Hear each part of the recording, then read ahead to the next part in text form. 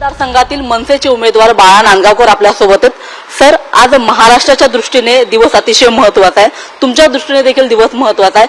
कशी झाली निवडणूक, काय अनुभव होता आणि आजचा दिवस किती महत्त्वाचा वाटतोय? नाही, दिवस तर खूपच महत्वाचा आहे, कारण आजच्या दिवसाला निर्णय लागणार आहे महाराष्ट्राच्या भवितव्याचा आणि आमच्या भवितव्याचा. त्याच्यामुळे हा लोकशाहीचा उत्सव सण आपण आनंदाने साजरा करूया. जो काही जनता निर्णय देईल तो मान्य करून आपल्या पुढच्या कामाला लागलं पाहिजे. कारण निवडणुकीमध्ये आलेले अनुभव पाहता एक खूप वेगळी अशी निवडणूक यावेळेला बघायला मिळाली, ना केवळ माझ्या मतदारसंघात जनरल सगळीकडेच.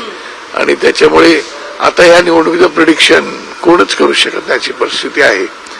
पण ठीक आहे, हा खेळ आहे, त्या खेळाला आनंदाने साजरं गेलं पाहिजे.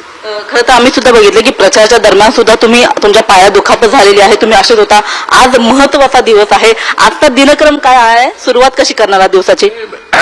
आज नाही, गेले कित्येक वर्ष मी दर शनिवारी माझ्या घरी शनी महात्म्य, शनी स्त्रोत, हनुमान चालीसा वाचत असतो. आणि तिथून माझी पूजा घरची वाचून झालं की मी डोंगरीला बाल सुधारगृह आहे चारधाराला, तिथं समोरच शनिदेवाचं मंदिर आहे, हनुमंताचं मंदिर आहे, गणपतीचं मंदिर आणि शंकर भगवानांचं मंदिर आहे. तिकडे गेले कित्येक वर्ष मी दर्शनाला जातो. त्याप्रमाणे आता नित्य नेमाप्रमाणे तिकडे दर्शनाला चाललोय. खरं तर शिवडी म्हणलं तर शिवसेनेचा बालेकिल्ला म्हणलं जातं. तुम्ही सुद्धा मूळ खरं तर शिवसैनिक आहात आणि एका शिवसैनिकाच्या विरोधात तुमची ही लढाई आहे.